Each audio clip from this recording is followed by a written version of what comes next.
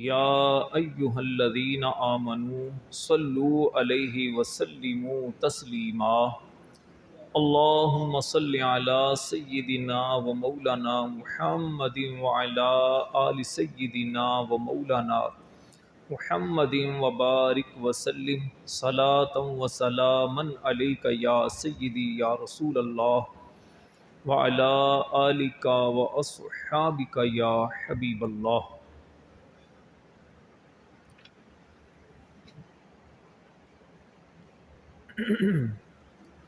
سورۃ البقرہ آیت نمبر 61 میں ارشاد ہوتا ہے وَإِذْ قُلْتُمْ يَا مُوسَىٰ لَن نَّصْبِرَ عَلَىٰ طَعَامٍ وَاحِدٍ فَادْعُ لَنَا رَبَّكَ يُخْرِجْ لَنَا مِمَّا تُنبِتُ الْأَرْضُ مِن بَقْلِهَا وَقِثَّائِهَا وَفُومِهَا وَعَدَسِهَا وَبَصَلِهَا۔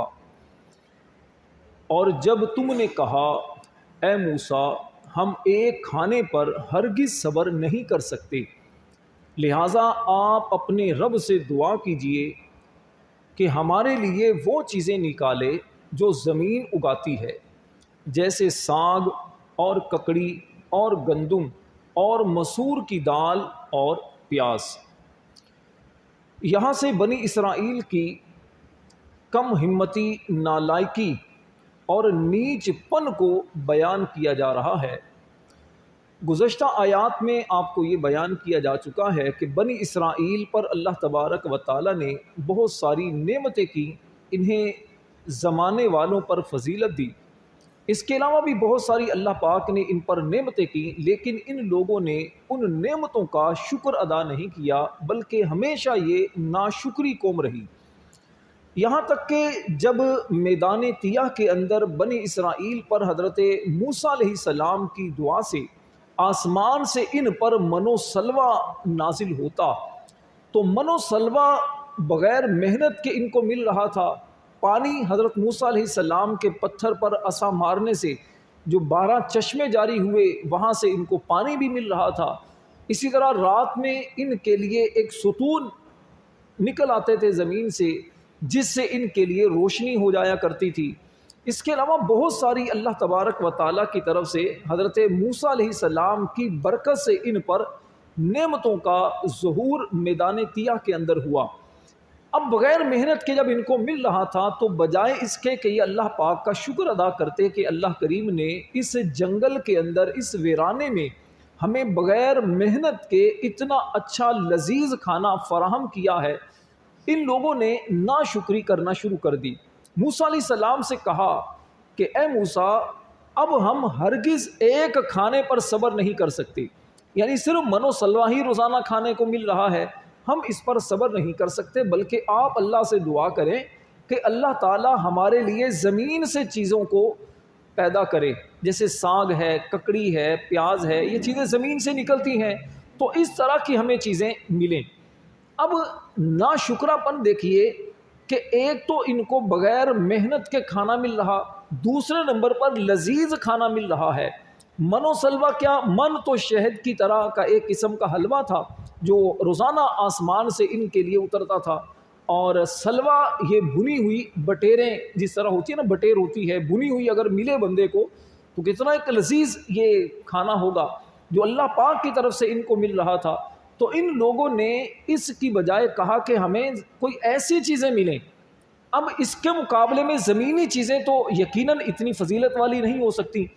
اب اس کو یوں سمجھیے کہ جیسے کسی بندے کو اگر اچھا لذیذ قسم کا گوشت مل رہا ہو، بندہ اس کو چھوڑ کر کہے کہ نہیں مجھے گوشت ایسا لذیذ قسم کا نہیں چاہیے، مجھے تو چاہیے کہ میں کھیتی باڑی کروں اور مجھے اس سے کچھ چھوٹی موٹی چیزیں ملیں۔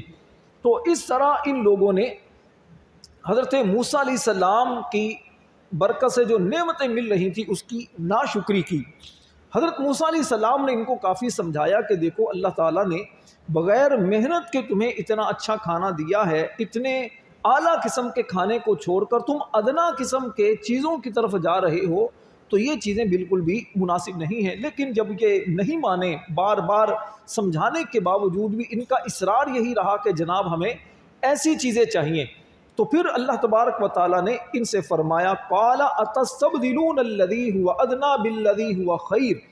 اللہ کریم فرماتا ہے کہ موسیٰ علیہ السلام نے ان سے ارشاد فرمایا کہ کیا ادنا چیز کے بدلے بہتر مانگتے ہو؟ ادنا چیز کو، کیا ادنا چیز کو بہتر چیز کے بدلے مانگتے ہو؟ اہبطوا مصرا فإن لکم ما سألتم، تو اچھا مصر کی طرف چلے جاؤ یا کسی شہر میں اترو، وہاں تمہیں وہ سب کچھ ملے گا جو تم مانگ رہے ہو۔ تو پھر اللہ تبارک و تعالیٰ نے ان لوگوں کا کیا انجام کیا؟ فرمایا وَضُرِبَتْ عَلَيْهِمُ الذِّلَّةُ وَالْمَسْكَنَةُ، تو ان پر خواری، ذلت اور تنگ دستی کو مسلط کر دیا گیا، مقرر کر دیا گیا۔ وَبَاءُوا بِغَضَبٍ مِّنَ اللَّهِ، وَبَاءُوا بِغَضَبٍ مِّنَ اللَّهِ، اور خدا کے غضب میں یہ لوٹے۔ کیوں یہ انجام ان کا کیوں ایسا ہوا کہ ذلت اور تنگ دستی ان کا مقدر بن گئی؟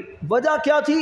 وجہ یہ تھی ذالک بانہم کانوا یکفرون بآیات اللہ، وجہ اس کی یہ تھی، یہ بدلہ تھا اس بات کا کہ یہ لوگ اللہ کی آیتوں کا انکار کرتے تھے۔ وَيَقْتُلُونَ النَّبِيِّينَ بِغَيْرِ الْحَقِّ، اور نبیوں کو ناحق شہید کرتے تھے، قتل کرتے۔ فرمایا ذَلِكَ بِمَا عَصَوْا وَكَانُوا يَعْتَدُونَ، اور نبیوں کو ناحق شہید کرتے تھے، یہ بدلہ تھا ان کی نافرمانیوں کا اور حد سے بڑھنے کا۔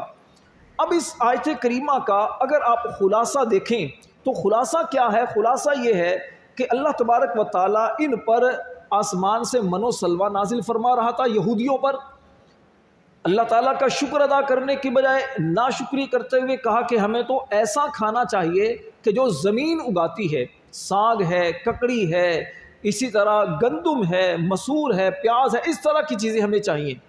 دوسرے نمبر پر یہ لوگ اللہ تبارک و تعالیٰ کے نبیوں کو ناحق شہید کرتے۔ حضرت زکریا علیہ السلام، حضرت یحییٰ علیہ السلام، حضرت شعیع علیہ السلام، یہ اللہ کے نبی ہیں۔ ان نبیوں کو ان لوگوں نے شہید کیا۔ اگر ان سے پوچھا جائے کہ ان اللہ کے نبیوں کو شہید کرنے کی وجہ کیا تھی، ان سے تمہاری دشمنی کیا تھی، تو اس بات کا جواب ان کے پاس بھی نہیں ہے۔ یعنی ایسا نہیں کہ یہ کہیں کہ جناب انہوں نے ہمارا کوئی پیسہ دبا لیا تھا، یا یہ ہم پر حکومت کرنا چاہتے تھے، یا ان کی وجہ سے ہمیں کوئی عزت میں ہماری کو فرق آ گیا، ایسا نہیں۔ بس وجہ کیا تھی کہ یہ بزرگ جو تھے، اللہ کے جو نبی تھے، یہ ان کو اللہ کی طرف بلاتے تھے، نیکی کا حکم کرتے تھے، بری باتوں سے، غلط چیزوں سے ان کو روکتے تھے، تو اس وجہ سے یہ لوگ دشمن بن گئے۔ یعنی اگر یہ اپنے دل سے بھی پوچھے تو ان لوگوں کو کوئی ایسی چیز نہیں ملے گی کہ جس کی وجہ سے یہ کہیں کہ جناب ان کی یہ غلطی تھی۔ دو کام۔ تیسرے نمبر پر ان لوگوں کا حال کیا تھا کہ یہ ایک تو بنی اسرائیل جو تھے، جو یہودی خاص طور پر جو قوم تھی، اللہ کے نبیوں کو شہید کرتے، اللہ کی نعمتوں کی ناشکری کرتے، اور پھر اللہ تبارک و تعالیٰ نے اس زمین پر موسیٰ علیہ السلام کا ان کو جو قرب عطا کیا تھا، جو حضرت ہارون علیہ السلام کا قرب ان لوگوں کو عطا کیا تھا، اور ان کی خطاؤں اور گناہوں کو حضرت موسیٰ علیہ السلام اور ہارون علیہ السلام کی برکت سے معاف کر دیا تھا۔ اب ان لوگوں نے اس معافی کو، اس خطائیں کو، اپنے گناہوں کی معافی پر بھی ایک کہ چلیں ہماری ان کی وجہ سے خطائیں معاف ہو گئیں، اب ہم اس پر شکر ادا کریں، اب دوبارہ نیکیوں بھری زندگی گزاریں، یہ دوبارہ پھر گناہوں کے اندر مصروف ہو گئے، دوبارہ پھر اللہ کے نبیوں کی دشمنی کے اندر مبتلا ہو گئے۔ تو پھر اس کے نتیجے میں ان لوگوں کا انجام کیا ہوا؟ اللہ تعالیٰ نے پہلے نمبر پر فرمایا کہ اہبطوا مصرا فإن لکم ما سألتم، تمہارا یہ مطالبہ کہ ہمیں من و سلوہ کی بجائے ہمیں کچھ اور کھانے کو ملے جو زمین اگاتی ہے، تو کہا کہ ٹھیک ہے، پھر اگر تم نے محنت کر کے ہی کمانا ہے تو پھر نکلو پھر شہر کی طرف، مصر میں چلے جاؤ جہاں سے تم آئے ہو، یا پھر کسی اور شہر کی طرف نکلو، وہاں پر جا کر تم محنت مزدوری کرو، کھیتی باڑی کرو، کماؤ اور کھاؤ، پھر بغیر محنت کے تمہیں ہضم نہیں ہو رہا تو ٹھیک ہے پھر محنت کرو۔ یہاں پر سیکھنے کے لیے ان لوگوں کے لیے خاص طور پر ہے کہ جو کسی جگہ ملازمت کرتے ہیں، یا وہ ایسے افراد کہ جن کے سروں سے باپ کا سایہ اڑ جاتا ہے، چچا تایا ماموں یا رشتہ دار ان کے سر پر شفقت کا ہاتھ رکھتے ہیں، یا آپ کے ملازمین میں سے یا آپ کے عزیزوں میں سے کچھ ایسے افراد کہ جن کا دنیا کے اندر کوئی بھی پرسان حال نہیں ہوتا، آپ اس پر شفقت کرتے ہیں، اور کل کو یہی لوگ ناشکرے بن کر آپ کے سامنے کھڑے ہو جاتے ہیں، آپ کے کیے گئے احسانات کو بھلا دیتے ہیں، تو ایسے کم ظرف لوگوں کا انجام پھر اچھا یقیناً نہیں ہوتا۔ ایسے کم ظرف جو لوگ ہوتے ہیں جو کسی احسان کرنے والے کا شکریہ ادا نہیں کرتے، اپنے محسن کو یاد نہیں رکھتے، نتیجہ یہ ہوتا ہے کہ وہ خود ذلت اور رسوائی کی موت مرتے ہیں۔ نبی کریم علیہ الصلوۃ والسلام کا فرمان ہے، فرمایا کہ من لم یشکر الناس لم یشکر اللہ، جو بندہ لوگوں کا شکر گزار نہیں ہو سکتا نا، وہ اللہ کا بھی شکر گزار نہیں ہو سکتا۔ اللہ کا شکر گزار بننے کے لیے ضروری ہے کہ آپ اپنے محسنوں کا شکریہ ادا کریں، جنہوں نے آپ پر احسان کیا۔ تو یہ بنی اسرائیل کا کردار کیا تھا کہ وہ اپنے محسن حضرت موسیٰ علیہ السلام، حضرت ہارون علیہ السلام کا شکر گزار ہونے کی بجائے ان کے نافرمان بنے۔ نتیجہ پھر کیا ہوا؟ ایک تو کہا کہ ٹھیک ہے تم محنت مزدوری کر کے خود کماؤ، خود اپنا رزق تلاش کرو۔ دوسرے نمبر پر وَضُرِبَتْ عَلَيْهِمُ الذِّلَّةُ وَالْمَسْكَنَةُ، فرمایا کہ ان پر ذلت مسلط کر دی گئی اور ناداری، تنگ دستی ان پر مسلط کر دی گئی۔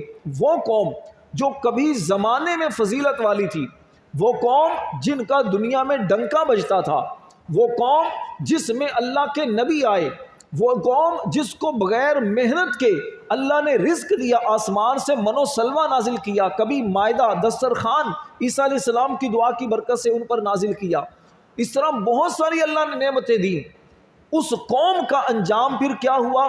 قوم کا انجام پھر یہ ہوا کہ ذلت، ہر جگہ ان پر ذلت مسلط کر دی گئی۔ یعنی دنیا کے اندر آج بھی اگر آپ دیکھیں نا، یہودیوں کو کوئی بھی اچھا نہیں سمجھتا، یہودیوں کے اندر کمینہ پن، یہودیوں کے اندر دھوکہ، یہودیوں کے اندر یعنی ہر بندے کے آپ کو دشمن نظر آئیں گے۔ یہ نتیجہ یہ ہے کہ کوئی بھی دنیا کے اندر یہودیوں کو اچھی نگاہ سے نہیں دیکھتا، اگرچہ وقتی طور پر ان کے اقتدار پر یا ان کی کیا کہتے ہیں پیسے کی وجہ سے، ٹیکنالوجی کی وجہ سے دنیا میں کچھ لوگ مجبوراً ان کو تسلیم کرتے ہیں، لیکن دلی طور پر کوئی بندہ بھی ان کو تسلیم نہیں کرتا۔ ایسی ذلت ان کے مقدر میں لکھ دی گئی ہے، پہلے بھی اور آج بھی اور قیامت تک ان کا یہی انجام ہوتا رہے گا۔ اس کے بعد پہلے اللہ تبارک و تعالیٰ نے ان کو اتنا مال و دولت دیا، پیسہ دیا، عروج دیا، پھر کیا ہوا؟ ان پر تنگ دستی کو مسلط کر دیا گیا۔ تو پتہ یہ چلا کہ جب اللہ تبارک و تعالیٰ کسی بندے کو مال عطا کرے، کسی بندے کو شہرت عطا کرے، یا کچھ بھی اللہ کی طرف سے نعمت ہو، تو بندے کو چاہیے کہ اس پر صبر کرے، شکر کرے، ٹھیک ہے، تحمل سے کام لے، خود پسندی کے اندر مبتلا نہ ہو، اللہ کی نعمتوں کی ناشکری نہ کرے۔ اس بات کو ہمیشہ یاد رکھنا چاہیے کہ جو رب دینے پر قدرت رکھتا ہے وہ رب لینے پر بھی قادر ہے، جو رب عزت عطا کرتا ہے وہی رب ذلت بھی دے دیتا ہے، جو رب شہرت عطا کرتا ہے وہ رب بدنامی کی زندگی بھی گزارنے پر بندے کو مجبور کر دیتا ہے۔ تو اس لیے انسان کو چاہیے کبھی بھی اللہ تعالیٰ کی عطا کی ہوئی نعمتوں کی ناشکری نہ کرے اور ان نعمتوں پر گھمنڈ نہ کرے، اپنا کمال نہ سمجھے کہ جناب میرا کمال یہ ہے، میں نے یہ کام کر لیا۔ بندے کا کچھ بھی نہیں ہے، جو کچھ ہے وہ کریم رب کا ہے۔ اللہ نے دیا ہے، مولا تیرا شکر ہے، اللہ نے لے لیا ہے، یا اللہ جیسے تو راضی ویسے ہم راضی۔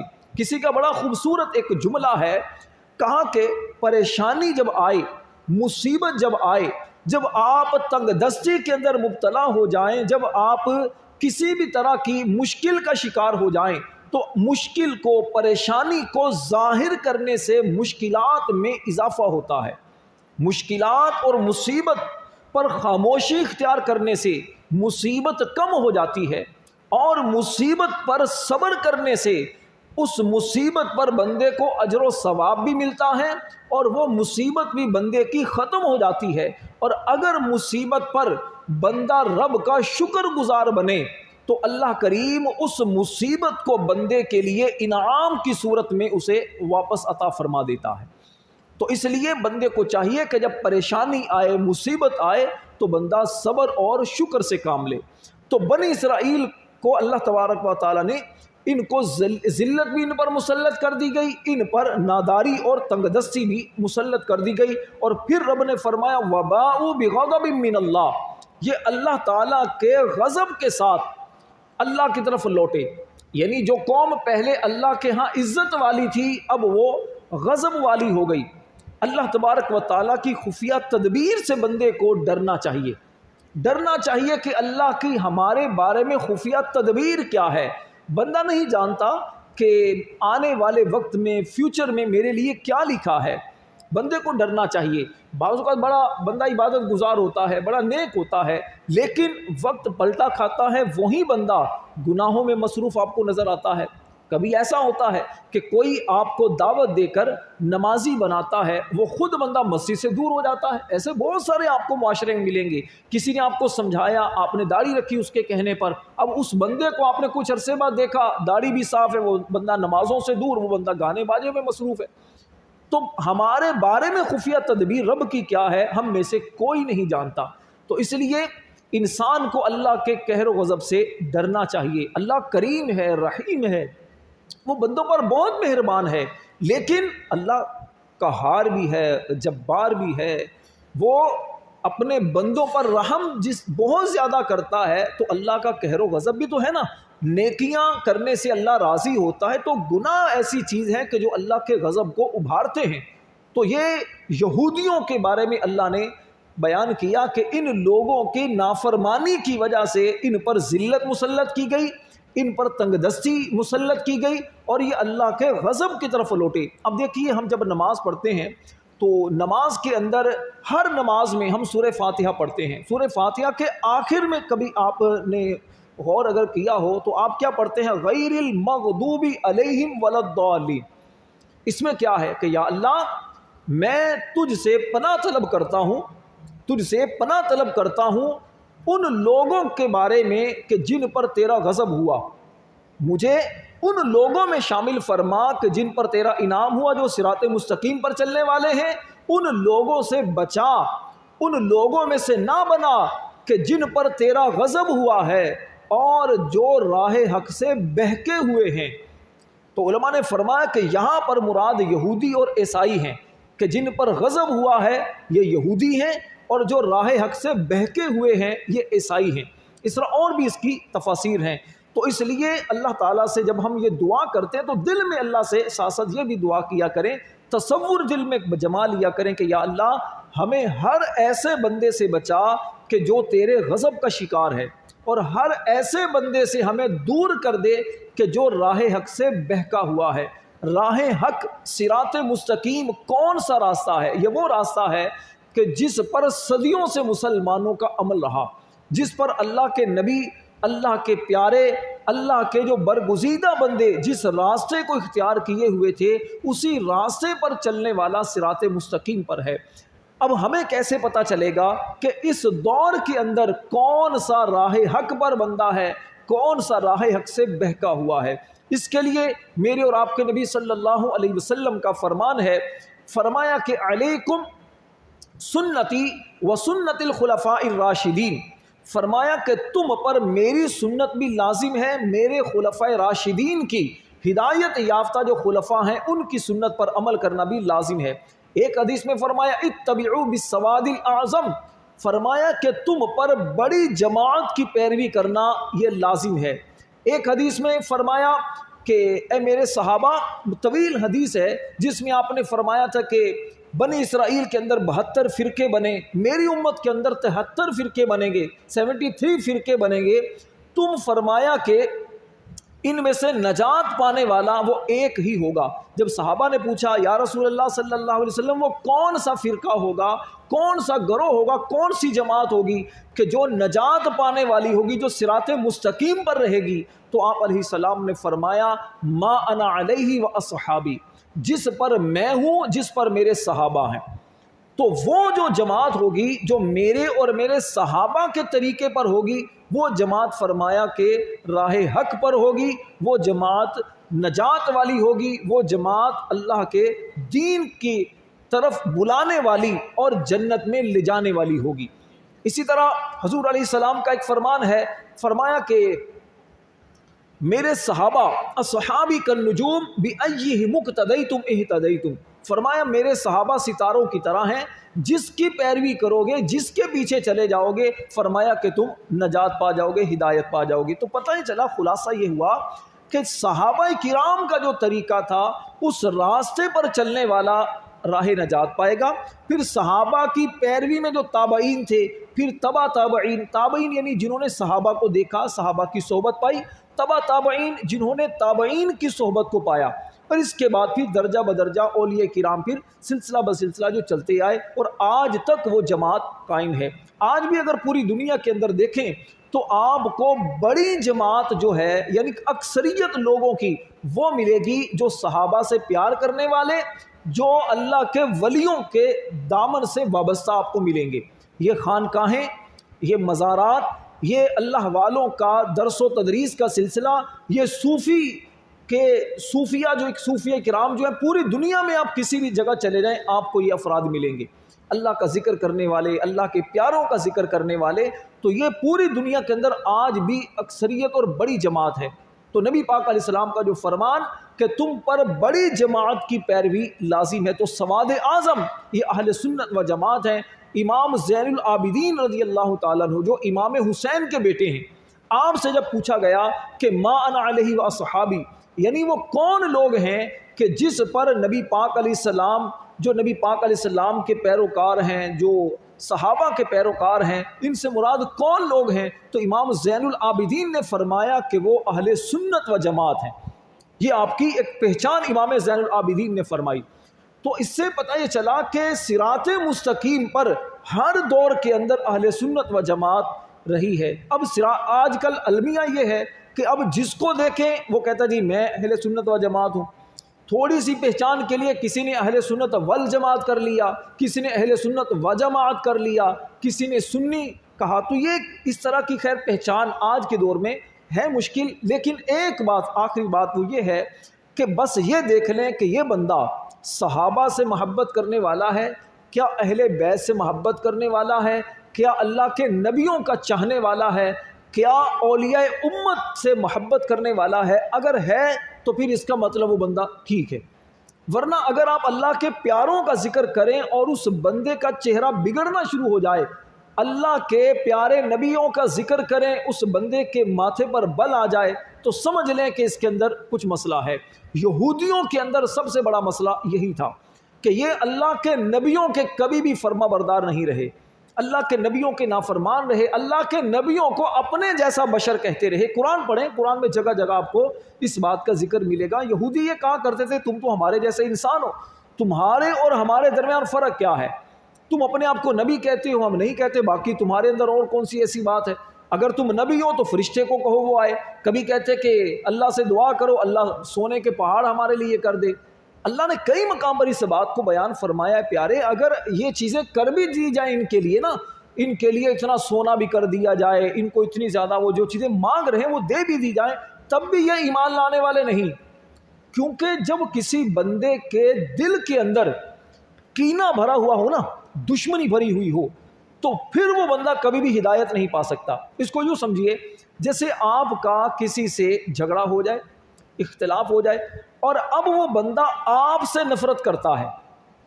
آپ سے اگر نفرت کرتا ہے نا، آپ اس کے سامنے جتنے بھی اچھے بن جائیں وہ کبھی بھی آپ کے قریب نہیں آنے والا، دل کے اندر اگر اس کے دشمنی ہے۔ ہاں اگر آپ کا اختلاف ذاتی نہیں بلکہ آپ کا اختلاف ہے گفتگو کا، یعنی اختلاف رائے آپ میں ہے، آپ کی رائے کچھ اور ہے، اس کی رائے کچھ اور ہے، یہ معاملہ درست ہو سکتا ہے۔ لیکن اگر وہ آپ کو پسند ہی نہیں کرتا تو پھر یقیناً درست نہیں معاملہ ہو سکتا۔ یہودیوں کا المیہ یہی رہا، یہودیوں کا، عیسائیوں کا، غیر مسلم قوم کا، انہوں نے کبھی بھی مسلمانوں کو دل سے تسلیم نہیں کیا، بلکہ آگے آپ سنیں گے قرآن پاک کے اندر کہ یہودی ہمیشہ سے مسلمانوں کے بدخواہ رہے ہیں، کبھی بھی مسلمانوں کے خیر خواہ نہیں بنے۔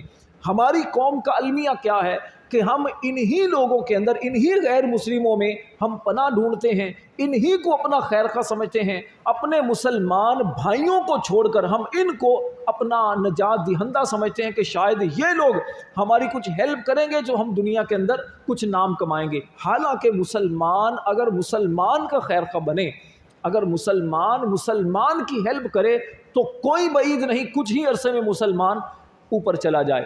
تو بہرحال میں عرض کر رہا تھا کہ یہودی جو تھے، ان کا یہاں پر ذکر ہے کہ یہودی اللہ کے غضب کے ساتھ اللہ کی طرف لوٹے۔ اس کی وجہ کیا تھی؟ یہ 3 چیزیں۔ نمبر 1 ذلت رسوائی مقدر بنی، نمبر 2 ان پر تنگ دستی کو مسلط کیا گیا، نمبر 3 یہ اللہ کے غضب کا شکار ہوئے۔ وجہ کیا تھی؟ اللہ نے آگے فرمایا ذالک بأنہم کانوا یکفرون بآیات اللہ، فرمایا وجہ یہ تھی، یہ بدلہ ان کی ان نافرمانیوں کا تھا کہ جو یہ اللہ کی آیتوں کا انکار کرتے تھے۔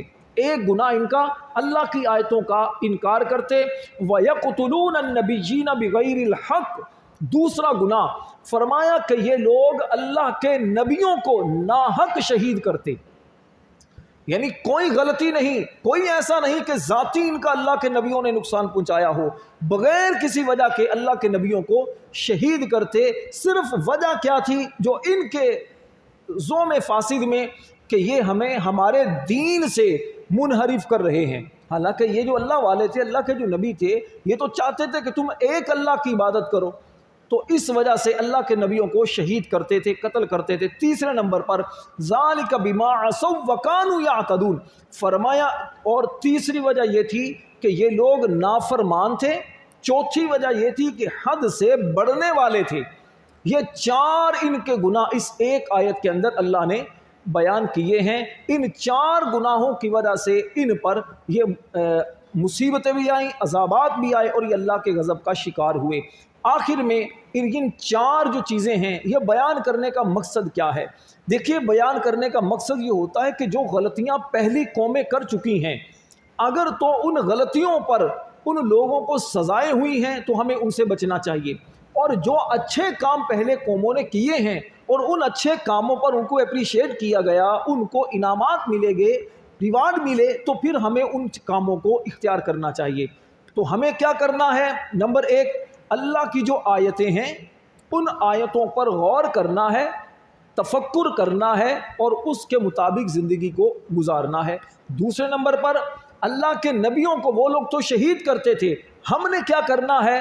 ہم نے اللہ کے نبیوں کا ادب کرنا ہے، احترام کرنا ہے، اور اللہ کے نبیوں کی تعلیمات کو پڑھنا ہے، سیکھنا ہے، اس کے مطابق زندگی کو گزارنا ہے، تاکہ اللہ کے نبیوں کی تعلیمات پر عمل کر کے ہم اللہ کے پیارے بنیں۔ تیسرے نمبر پر اللہ کی نافرمانی سے بچنا ہے، ٹھیک ہے، اللہ کی نافرمانی سے بچنا ہے، اللہ کی اطاعت اور فرما برداری میں زندگی گزارنی ہے۔ چوتھے نمبر پر حد کراس نہیں کرنی، جو ہماری ایک باؤنڈری ہے مسلمانوں کی، ہمیں اس کے اندر ہی رہنا ہے۔ بعض لوگ کہتے ہیں جناب میں بالکل آزاد ہوں، میری مرضی، میں جو چاہے کروں، یہ مسلمانوں کا نعرہ نہیں ہو سکتا۔ مسلمان کا نظریہ کیا ہے؟ مسلمان کا نعرہ کیا ہے؟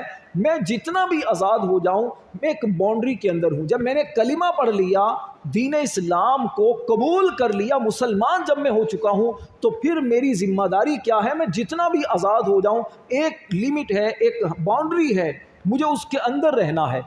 اللہ کی حدود کو پامال نہیں کرنا۔ پردے کی بات ہو یا جناب اسی طرح دنیاوی طور پر کچھ بھی کام کرنے، کاروبار کی بات ہو، جیسے سود کھانے والے، آپ ان کو منع کریں کہ بھائی سود لینا حرام ہے، کھانا حرام ہے، کہے گا یار میری مرضی، میں کون سا کوئی کسی کا دل دکھا رہا ہوں، پیسہ دے کر اوپر پیسہ لے رہا ہوں، پیسے پر پیسہ ہی تو لے رہا ہوں۔ یا کوئی معاذ اللہ اگر غصے میں آ کر کسی کو اپنی بیوی کو طلاق دے دیتا ہے، آپ اسے کہیں یار طلاق ہو چکی ہے، تم 3 طلاقیں دے چکے ہو، تو اب تمہارا تعلق نہیں رہا، وہ کہے نہیں یار ایسی بات تھوڑی ہے، زبان سے بھی یہ توبہ کر لیتا ہوں، مسئلہ نہیں۔ اللہ کی حد کو کراس کیا جا رہا ہے۔ لڑکے اور لڑکی کا میاں بیوی کی صورت میں تعلق ایک قرآن نے بنایا، حدیث نے بیان کیا، اب کوئی عورت کو چھوڑ کر لڑکوں کے اندر ہی اپنی شہوت کی تسکین کرنا شروع کر دے، قوم لوط والا عمل کرنا شروع کر دے، ہم جنس پرستی جس کی دنیا میں آج غیر مسلم قوتیں جو ہیں جس کو پروموٹ کر رہی ہیں، جس کی سپورٹ کی جا رہی ہے، اب اگر اس طرف چلے جائیں تو پھر عذابات نہیں آئیں گے تو پھر کیا ہوگا؟ تو مسلمان کو اپنی ایک باؤنڈری کے اندر زندگی گزارنی ہے، باؤنڈری کے اندر زندگی گزارے گا، حد کے اندر رہے گا تو اللہ بھی راضی، اللہ کا رسول بھی راضی، دنیا میں بھی عزت، آخرت میں بھی عزت۔ ورنہ اگر حد کراس کی تو پھر عذابات، پریشانیاں، مصیبتیں یہ پھر بندوں کا مقدر ہوتی ہیں۔ موجودہ اگر دور میں دیکھیں، آج کل پاکستان کے اندر خاص طور پر اندرون سندھ کے اندر، بلوچستان میں، جنوبی پنجاب کے اندر سیلاب کی تباہ کاریاں، اتنی زیادہ بارش جس کی وجہ سے مسلمان کتنے زیادہ بڑی تعداد میں مسلمان پانی کے اندر بہہ گئے، سینکڑوں ہزاروں مسلمان فوت ہو چکے ہیں، ہزاروں بندے، ہزاروں لاکھوں کی تعداد میں، یعنی کہ جو گھر بالکل تہس نہس ہو چکے ہیں۔ سوات کے اندر ایسے خوبصورت مناظر والی جگہیں اب دیکھیے بالکل کیسے ختم ہو چکی ہیں۔ یہ کیا ہے؟ یہ بندوں کو بتایا جا رہا ہے کہ تم جتنی بھی زیادہ آزادی کر لو، جتنا بھی زیادہ بڑھ جاؤ، تمہیں یہ سوچنا چاہیے کہ اس کائنات کا جو نظام ہے ایک ذات کے دست قدرت میں ہے، اس ذات کے دست قدرت میں ہے، وہ جب چاہے تمہارے ساتھ کچھ کر دے۔ کرونا وائرس کا سلسلہ ہوا، کیسے دنیا بے بس نظر آئی۔ اسی طرح سیلاب کا مسئلہ ہے یا زلزلوں کا جو سلسلہ ہوا، تو یہ چیزیں انسان کو بتانے کے لیے ہیں، ڈرانے کے لیے، سمجھانے کے لیے ہیں کہ اے بندو سمجھ جاؤ، سنبھل جاؤ گے تو کچھ بچ جاؤ گے، نہیں سنبھلو گے نافرمانی کے اندر مبتلا رہو گے، اپنی حد سے تجاوز کرتے رہو گے تو پھر جس طرح سابقہ قوموں کا حال ہوا تمہارے ساتھ بھی ویسا ہوگا۔ اللہ سے دعا کرتے ہیں اللہ کریم ہمیں اپنی حفظ و امان میں رکھے، اللہ ہمیں اپنے حفاظت میں دنیا اور آخرت کی برکتیں نصیب فرمائے، آمین۔ وآخر دعوانا ان الحمد للہ رب العالمین، الحمد للہ رب العالمین، والصلاة والسلام